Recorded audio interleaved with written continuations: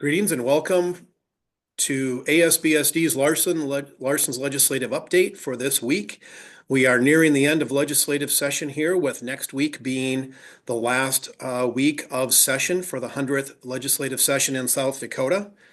We've gotten a lot of good work done this year, and we have one full week left here, Monday through Thursday, to address some of the last bills that are still there, with a lot certain to happen over the course of this next week.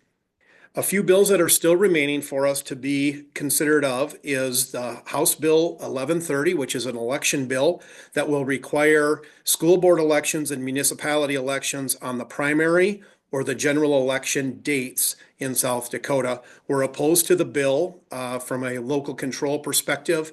We've had situations where school districts have had board elections that have had greater percentages of turnout in April and May than, as an example, in June's primary election this last year, which was 17%. So we want the flexibility for our local school districts to decide when to have their school board elections. That'll be on the Senate floor on Monday, March 10th, coming up. In addition, we have House Bill 1239, which is often considered to as the library bill. That is also scheduled for Monday, March 10th. We're opposed to that bill as well, which removes legal protections for schools in relationship to library materials. So we are opposed to that bill as well.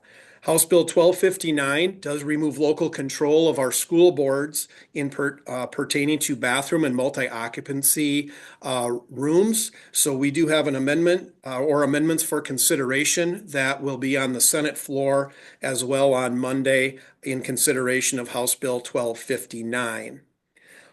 In addition to that, we have three property tax bills that are currently still in consideration. They are House Bill 1235, Senate Bill 191, and then the governor's property tax bill, which is Senate Bill 216. All three of those bills do have negative implications for our K-12 public school districts.